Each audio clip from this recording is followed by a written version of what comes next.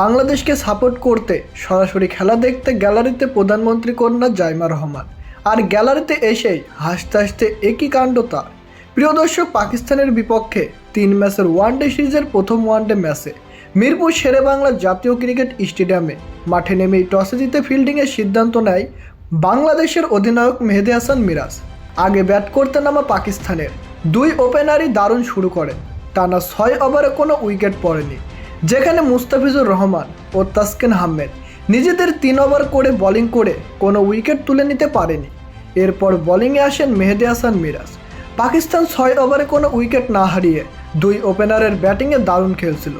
এদিকে তখনই গ্যালারির ভিআইপি বক্সে ক্যামেরা ধরা হলো, আর সেখানে দেখা গেল প্রধানমন্ত্রী তারেক রহমানের কন্যা জাইমা রহমানকে। ব্যারিস্টার জাইমা রহমান এ সময় আঙুল দিয়ে তার পাশে বসে থাকা মহিলাকে কি যেন দেখাচ্ছিলেন। প্রিয় দর্শক, পাকিস্তানের বিপক্ষে প্রথম ওয়ানডে ম্যাচে মাঠে লড়ছে বাংলাদেশ, আর বাংলাদেশ দলকে সাপোর্ট করতে গ্যালারিতে বসে খেলা উপভোগ করছেন প্রধানমন্ত্রীর কন্যা জাইমা রহমান। এদিকে বাংলাদেশ দুর্দান্ত বোলিং করছে, কিন্তু পাকিস্তানও অনেক দেখে শুনে খেলছে। তো প্রিয় দর্শক, আজকের ম্যাচ কারা জিততে পারে, পাকিস্তান নাকি বাংলাদেশ, তা জানিয়ে দিন আমাদের কমেন্ট বক্সে।